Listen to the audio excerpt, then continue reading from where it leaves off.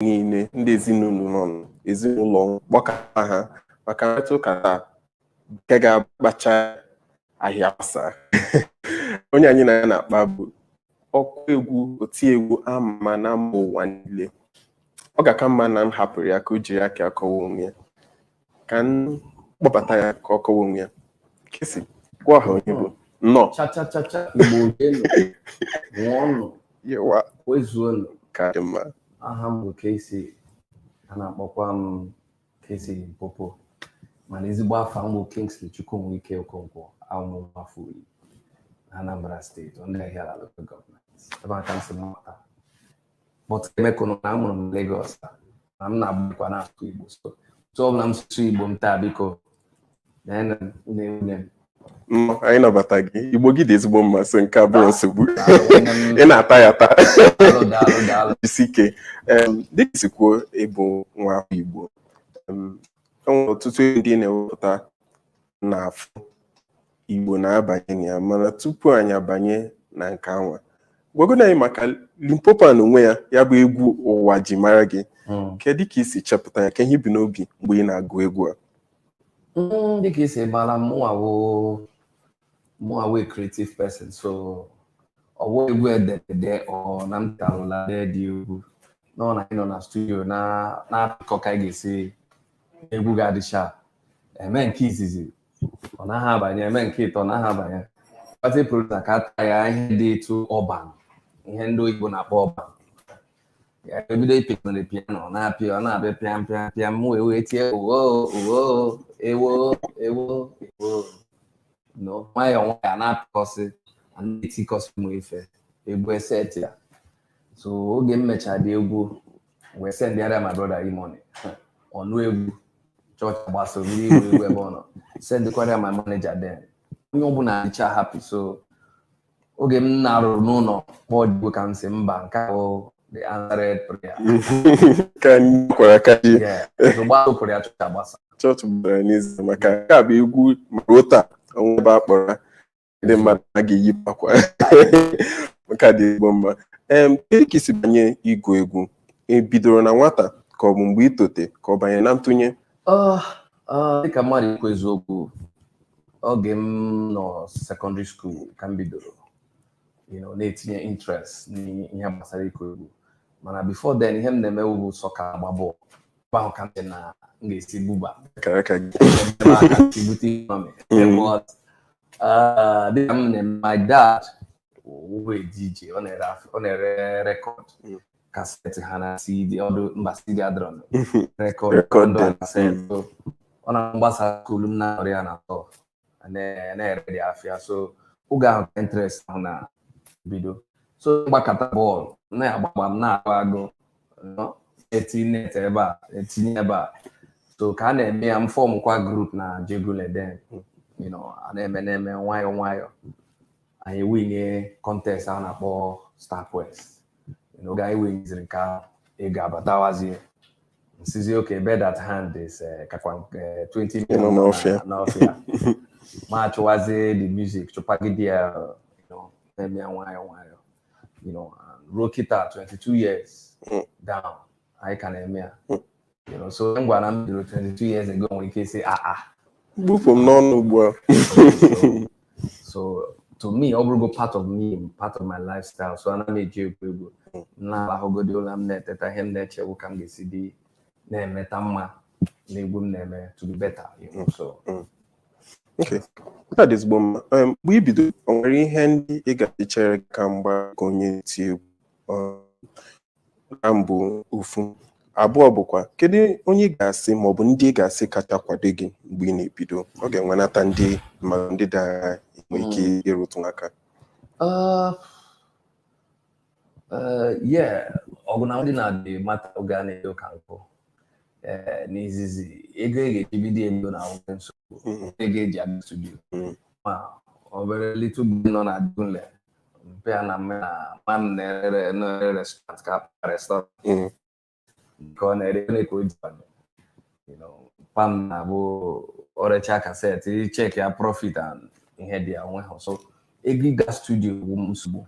Then my parents n'onwe ha adị Russian support, you know, n'ihe a na-eme because that time ndị na-agụ egwu ifucha ha enwe dada and SS osi ha na-ese onwe hụ any parent ga-asị nwa ya ngwa bịa gụwa egwu, you know, so ọ dị to a little bit difficult because m pụọ that time gụcha bata ha eke ma agbụ nwa na bed before ihe na-eme 2-3 days m apụkọ so oge bidoro like that ebe m gwa one of places gote ego mpa masị ịmasị Anambra ma ọsị ogene isi na-egwu ka egotara ihe a 20,000 a week a na-enye m oge ahụ nso ndị go circle condom ga-atọ campus, you know, mụ na Idris ha Two-Face ha there is plantation oge ahụ ha pụtabe sef ncha ka upcoming then, you know, so nwayọ m na-agụta ego that time oge ahụ ka family bịara support wa then my mom onye m ga-aga echefu ọ na-asọpụrụ karị m si n'azụ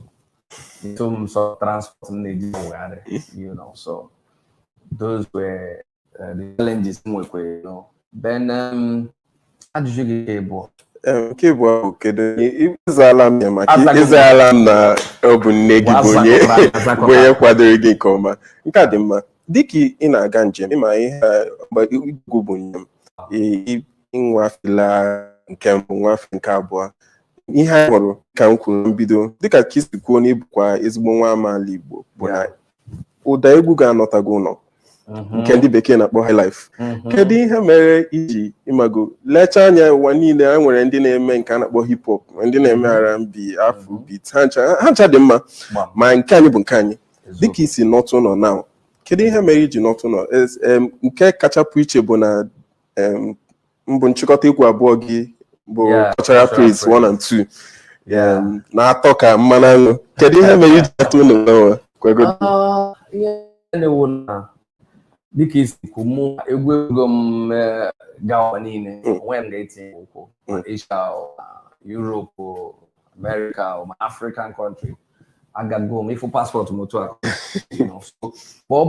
nna gị ife na-amatakwa ihe dị ije so ife ndị dịka Pupa egwu ha na-akụ anyị anụ ife a na-asụ mana ejidere egwu ahụ jisie ya ike na egwu ha ahụ na-atọ ụtọ ma kụsa flavor mụ eche ya so na-akụ egwu highlife ya atọ nwere unique sweetness nọ na that highlife music so m na-eche ya mgbe agwa onwe m na 2017 si mba m ga-suspend go the egwu hip hop and other things in there I can focus on, you know, egwu highlife mgbe mee one album a na-akpọ Instant Conference na 2017 ga-atọ na East mechaa the whole time mefu ego ni almost 50 million Obanya small one thing my bruise of the first but them then give him up lose him up just tinye push na ngana pressing hanaga so before mkuze that cultural praise you know you buga am there will just they come to phone easy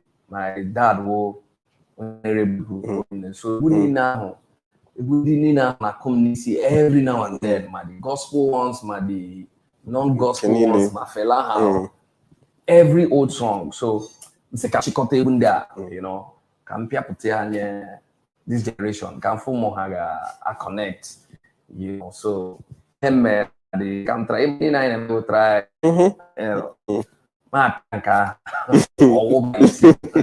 like you know so oge mere the volume 1 or the can movie but the dream drop there even the na-elelu m egwu na social media na online I got a the Igbo has 10 minutes to come now. My generation, I have 2 minutes, 2 minutes plus 2 minutes. See how from can you release me to a my generation now. You know, so sometimes I didn't make me his okay, how is it, Igbo? Before I know take on the next day, boom, up everywhere, worldwide. Now video, my Japan, my every part of the world, my China, I never send video, and I'm just so excited.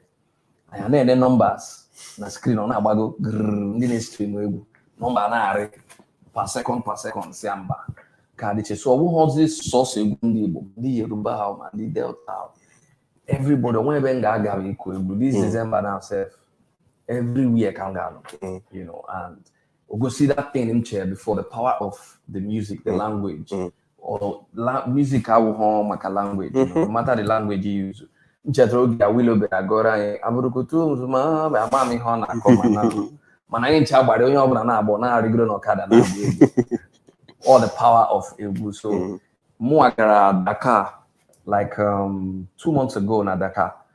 The surprise, everybody are not good. You go, yeah, I know English first of all, not to talk of Igbo, but they were so excited. Now I know the Igbo. So the power of music, the reading, the melody, and the percussion, and they were my Korea live, not digital. So those my Ogene boys, shout out to them. Those ones, hand on even them choir live. So I'm not the organic. So that's the uniqueness about that sound. The fact, not the organic, we can happen in a computer.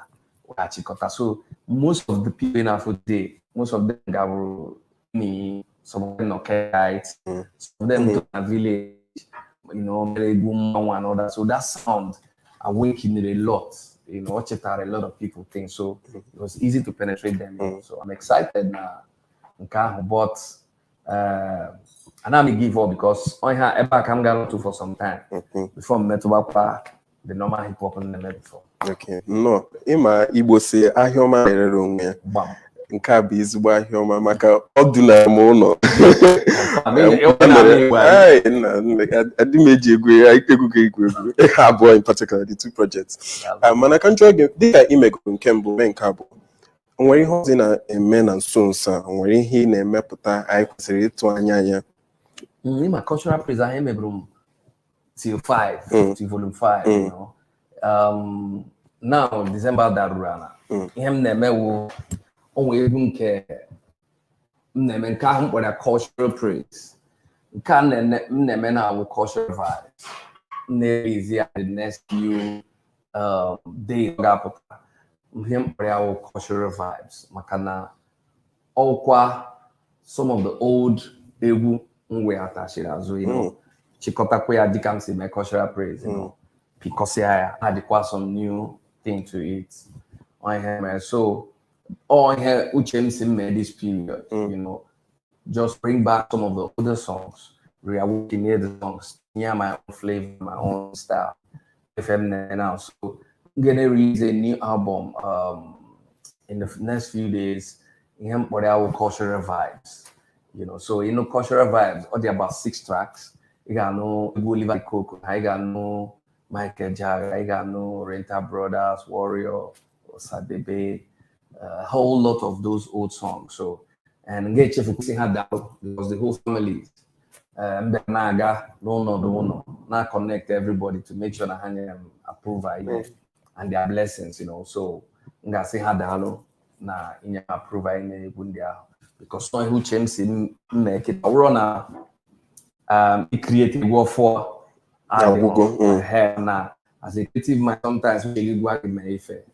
So at this point in my career I change made a lot of remixes of those old songs. So FM now. So when Anya onaga no oda he no the jai or mix can do na lele he KCEE o say chepiri ya na cultural vibes na bia dịka ma ihe bụ BBC News Igbo inwe ike ịchọta anyị kara anyị Instagram na Facebook keb BBC News Igbo okuke na ụgba anyị na-agba ozi bụ website anyị www.bbcigbo.com. Tupu anyị achịkọta ya aka nwere m ntakịrị ajụjụ ndị ọzọ dịkwa mkpa ngajụ KCEE. KCEE, gwa anyị ka isi kwagodo anyị magụ mmadụ nwere ebe si nwere ọtụtụ na-enega anya na dịka onye nọ n'elu mana mmadụ niile nọ n'elu nwere mgbe nọ n'anya enwere osi bịa nwere ike ịkọwara anyị otu njem esi bido tupu iruo n'ebe ị nọ ogogo ebidokwanụ m dịka ọtụtụ ndị si bidokwa na mụnwawo nwafọ Igbo dịka m si kwuo mana amụ m na Lagos mụkwa m na Ajegunle bụ ghetto amami ha na-akpọ ghetto n'Igbo ghetto wee okwu na ebe ndị eji họcha ihe a na-anọ ebe a ka a mụrụ anyị eto ebe ahụ mana family m si pụtawo ezigbo family ha zụrụ anyị ọfụma bụrụkwa family na-atụ ụjọ Chineke family pastor nọkwa n'ime ya you know, so the way is why I n'ụzọ nke Chineke. So if ọ bụla m na-etinye uche m, you know, na-etinyekwa Chukwu n'ihe m na-eme. So dịka Chukwu n'izizi, the pressure and the challenges every young person enwekwa ya na mana ofu ihe mma wụ na o nwere believe onwe as Kingsley Chukwunwike or as a person na m ga-succeed. So that believe ihe m ji na-aga ihe ọbụla m na-etinye aka m na-afụ ya na ọ ga-enyere m good results. You know, so gbagide m like that na-aga gakwa school ka ụmụaka niile gakwa school, you know. When yesterday mụ na nwunye m nọ n'ụlọ my brother ya na-amụ na a lot of people got school when they na-agba first na-esu nwa n'iru oche gbagi first gbacha first niile na so ha hụrụ anyị mfu ka anyị now even taji ha ga-atụ. So ihe m na-atụ ịkọ akwụkwọ dị mma mana everything abụghị maka akwụkwọ depend the mindset gị if chọọ, you know. So oge m na-eto success with him achọ me, you know, because my environment was very poor. So I wasn't comfortable with my environment. So him nature go okay, come they say happen this environment. So game put in the environment. That mindset achọ ha me ga azụ to the environment. So those is the keep going every other day. They push him. So otum si to normal way like every other person, you know, but my success was the grace of God, and secondly, the belief, you know. Nke dị mma, ịma ihe kwuru dị mkpa, ọ na-aka mma mmadụ ịma onwe ya ma buru ụzọ kwado onwe ya tupu ndị ọzọ akwado ya. Eweziga iti egwu, o nwere ihe ndị ọzọ ị na-eme dịka i kwuru, ịchọghị ịnachi azụ ebe isi. O nwere ihe ndị ọzọ ị na-emegasị mago isi emepụtakwa ego yeah, ana m emekwa otu ihe ndị ọzọ dịkwa n'akụkụ dịka some people ga-amakwa enwekwa hotel somewhere na island na Chevron, nwekwe some other apartments and shortcuts, you know, nwekwe some commodities anyị na-emekwa dịka anyị na-ere ma tomato ha rice ha sweet corn, all those things. Nwekwe nke ọkụ latest I never announce very soon, you know. So and the TNC economy and all the one part because mother was humans. Have we heard this humans? No performance. Bank and be how they came my him bunobi. Him out to Sunday mother to social media day. Or kata ibulunya mama akụkọ na de Ferrari kezi anugo nwunye omugo ụmụ kedu ụmụ ya kedu nwunye ya ọ ka ma na n'ọnụ onye na-ekwu. Kọwara anyị maka ezinụlọ gị. Yeah, I'll go my Otegom 11 years ago, come to one. Jidekoma Peter. Birikwe no long came when say no one. If any nine and Meluna was easy. So, man, them no why. Attention can be way on social media. Can Saran man as a celebrity for one Siri. All too much and Ibu put the hania. The man I ain't going to decide you sacrifice. A booster age so Bruce what good dear can we those obodo those is no is no CDK before Hana Bata because my parents was Abata as I say everything. So I'm excited now. Kita Munezino no I ain't strong, I ain't okay. When he got a kita, my more, I ain't trying to go strong to face the whole drama, so the whole drama. Okay. But more away happily married man, you know, with Thomas Yato. Ekele dị Chineke. Dịka isi kwuo, ịma anyị bụ ndị nta akụkọ, anyị na-achụ nta akụkọ, anyị na-achụta ya. Nwetara ka isi nụ na nwunye gị na nne nwunye gị ọ latụrụ mmụọ n'oge na-adịghị anya. Amaghị m nke a bụ eziokwu, ọ bụrụ na ọ bụ eziokwu, kedu ka obi dị gị, kedu ka obi dị ya, kedu ka unu si nọrọ ugbu a? Ọ ife obi mwute ọ just mee kịta utebe few days ago maka ka mkpụrụ obi ya na ndụ kwado. Ọ bụ ihe nyere anyị obi aṅụrị. I am draw happy because my cow young woman having to try to be much, you know, about it, man. Chukuna makosi me. Anyị rapụrụ ya n'aka ya. Ihe m na-ekpe ekpere wụ ka onye anyị obi anyị ga-eji dibe for nwunye m wụ direct nwa mama anyị bịa na-ekpere ya ekpere nọdebe ya na-eme sure na ọ dịghị izi ka ama m ọ dịghị izi ihe gbasara nne. It's a big deal. So ihe m na-ekpe ekpere wụ ka Chineke nye anyị nyekwa nwunye m obi anyị ga-eji die this terrible loss ise of Umaya. Anyị na-etinyekwa aka ya ka Chukwu nye udo n'oge anọ. Ihe ọzọ m ga-ajụ gị bụ ma ọtụtụ ndị mmadụ ma naanị otu nwanne gị ya bụ Imoni, nwere ndị ọzọ anyị na-amaghị, nwere ihe ma anyị amaghị ha ike ịkọtara anyị ụlọ juru eju. Okay. Mụnwa tọrọ mmadụ tọ Imoni anyị dị asaa. So ụgbọ mmadụ niile na-like nọ na social media. So some of them are not interested. Na nke ikpeazụ onye ọbụla mapụtawago. Some people like wago kia. So initially ụgbọ mmadụ niile tinyere interest. So what any particular, but some point anyị jiri ja na-egosi ihe gosi too much wụ na ma anyị nwa ka anyị si aga security and ndị ọzọ. Some of anyị onwere anyị posturu my mom na-ewishi happy Mother's Day, ndị ntọachi iji tọrọ ya. Ofu onye n'ime ha pụtara gba ha ma gwa anyị na amarụ na nwaanyị abịa ebe ahụ mmanya, you know, since ahụ ka anyị ka akwụ ụgwọ security bụ na, you know, imagine ọ bụ na anyị egosi ha ndị mmadụ nwere ka ha gaa ama, you know. So sometimes ụdị ndụ anyị na-ebi inwe ike ọ na-benefit ndị be anyị, sometimes tinyekwa ha in danger. So anyị na-try balance ya, ọ bụghị any other reason. Ha ncha na-eme ọfụma. Anyị had the four girls, ha ncha anụghi nwụchi ụmụ. Everybody is successful, you know. Anyị nwa the three boys.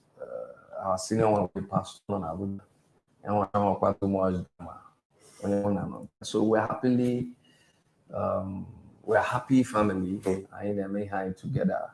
We love the quality. So there's nothing. All I'm money on Ihuano as, you know, black people, as famous people. So. Okay. Nke a dị ezigbo mma.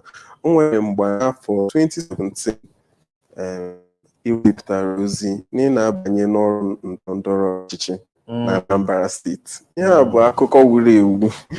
Ụfọdụ nọ na-ajụ ma egwu ka ihe a bụ eziokwu ka ọ bụ akụkọ ụgha. Nwere ike ịkọtụrụ anyị ihe mere obi gị ji gaa na ịbanye na ndọrọndọrọ ọchịchị, ọkachasị na ebe isi ya bụ Anambra steeti? Dịka mmadụ ikwu eziokwu, oge ahụ oge m chọrọ irelease egwu. So si ka ndị ya, you know, dọta attention ndị mmadụ. Mean ya, and nkwukwara then, you know, after the whole thing. Mana ka m eje ọ na-akakwa na-amụta. Mana ebe anyị kwụ kịta, ọ na-eme na anyị bụ a politician, ọ dịrọ na ma agenda. Mana itinye uche na itinye ọnụ na itinye anya n'ife gbasara gọọmenti wụ nke bụ na iwu na-eme. And anyị nwetinyewego ọnụ ka ndọrọndọrọ ọchịchị Jos na Anambra. Anyị nwere a lot of aspirants bịachara n'ụlọ anyị bịa pay court visit. Anyị hosuchara ya, jụọ ha ajụjụ ka ihe unu ga-emere ndị be anyị ndị Anambra, you know, because anyị awụrọzi ụmụazị anyị etowe. So anyị dịrị make sure, because ihe anyị na ndị be anyị from our pockets is a lot. And anyị dịrị make sure na ndị anyị tinyere there ga na-emekwa ihe ga-erute ha, ka everything gara na-esizi from individuals, you know. So uche anyị dị na the movement na nke ikpeazụ a to make sure na onye ọbụla na-aga n'ihu ọrụ ahụ ga-make sure na o ga-take care of the people of ndị be anyị and at large, even federal, you know. So icheck na SARS afọ na youth during SARS onye ọbụla mụtara gosi that energy and I have to go now. Our unity can actually make a difference or make a change. So now, and I'm an anyway politician, honestly, but there is no way I get in your politics to make sure that my people are also happy. Because the fact I'm the happy, I want my people are happy. The pressure from me, and I get in on me can weigh me down or make me become poor. So, and I don't want to go back to where I'm coming from. So, I use the create tools to lay out to make sure that what politician and me easy and help us. Ndewo, daalụ. Ajụjụ ngajụ gị yitụrụ nke ịzapụrụ mana ọ na-aka mma ijide ihe aka jidesie ya ike. Ka ala Igbo dị ugbu a ịmaga ọ dị ka ọtụtụ ọgba aghara na-adapụta katakata na-adata, nwere ike inyetụ ọnụ n'uche otu ọ dị ka esi ezitu ịmago aka anyị bụ ndị ntorobịa, anyị nwere ike ezi ihe ndị a ugbu a. O nwere ihe n'uche gị ị ga-asị nwere ike ịhazitu ọtụtụ ụmụ ihe ndị a gasị nọ n'ala Igbo? Ife nwere ikwu na nke ahụ na dịka nwa afọ mbụ ala Igbo adịrọzi bụ ọgba aghara dị esi n'elu osi n'ala. Achọghị m ịkpọwa afa mana ihe mere wụ na anyị na-ediri chịkọta onwe anyị ọnụ ka anyị pụrụ n'ofu ebe wee kwekọta n'ofu ife dozie obodo anyị. Because ala Igbo dị mma, ọ ga-adịrị na gị dịkwara anyị ncha. Anyị gasakwa ya, ọ ga-agasị anyị. Otu a nọ na Lagos, enwekwe mgbe ikwu n'ibe nọ ebe ahụ. So ife ọbụla mebiri ebe ahụ ga-emesakwa m. Enwekwe mụ nọ ebe ahụ. So m nọ igodi na Kafanchan, nọ na America, anywhere m like nnọdụ, ala Igbo gasa, ọ ga-agasakwara m. So ife mmụọ dị ekwu na anyị ga-achịkọta aka ọnụ, anyị dozie obodo anyị. Ife a na-azụ azọ, ife a na-ekwu dị too much. Mana dịka some of ndị anyị na-asị achọ Naijiria na achọrọ ka apụ iche, ineba anya ọfụma, ị ga-afụ ewu dị side anyị kakwa nkụ. Mmadụ ikwu eziokwu, a na-emewe anyị emewu too much. Mana Chineke enyega anyị ike anyị ji apụta no matter what. Mana ị ga-eti nwata ihe si ebe na-akwa.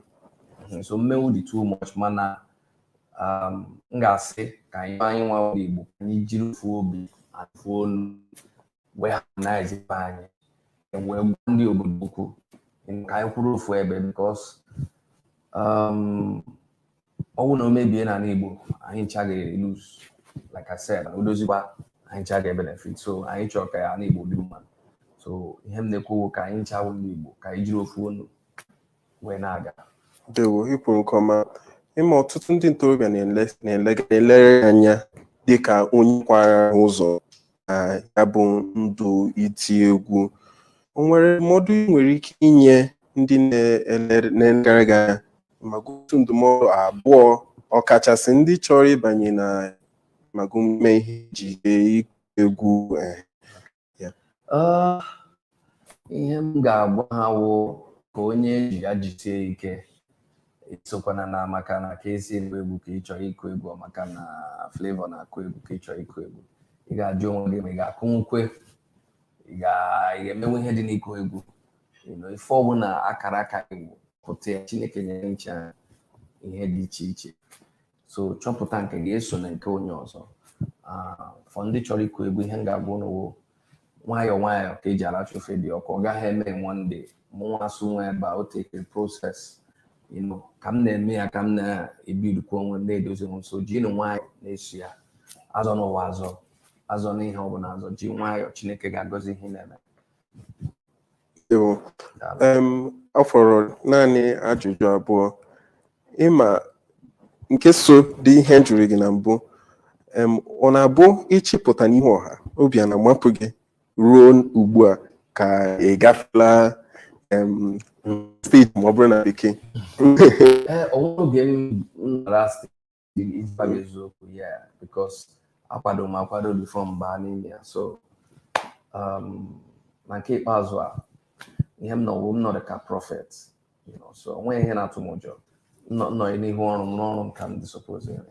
Asị ugbu a ga-ekwụsị iti egwu, amara m na ịgwa m otu ihe n'ụzọ uche gị, ma gwa m nke na-abụghị ọrụ ihe ọzọ obi gị ga-agba ime ma asị gị ewezụga ịkụ egwu ugbu a. Well, nkwụsị ịkụ egwu na ihe ọzọ m ga-like imewe like na-edozi ndị mmadụ nọ na-eme interior, na like ihe gbasara art generally. So ga-akwa with that sector. Ndewo. Daalụ. Tupu anyị echekọta ya, ọ ga-amasị m ka e gwa ndị Igbo otu ozi si gị n'obi kelee ha tupu anyị echekọta ya. Ngwanụ Igbo wụ Igbo ekene m ụlọ. Ofu ozi m nwere ụlọ wụ biko ka anyị nọdụ n'udo, ka anyị nọdụ ka anyị si nọdụ na mbụ dịka Igbo, ka anyị nọdụ n'otu ofu onu ofu obi. Onye ọbụla chebe nwanne ya, na-enode nwanne gị anya, ma isi Imo, ma isi Abia, ma isi Anambra, ma isi Enugu, ma isi Ebonyi. Anyị chawo Igbo ahụ anyị ga-arịji aka gasasị ihe udoziri na Chukwu na-afụrụ anyị anya na o doziri anyị nke ọma. Biko onye ọbụla chịkọlọta nwanne ya ka anyị nọdụ n'udo na Chineke gozie ụlọ. Ise Igbo unu anụla ya, ndị sikwuo mbụ ha bụ ibisi Igbo onye anyị anya bara nwere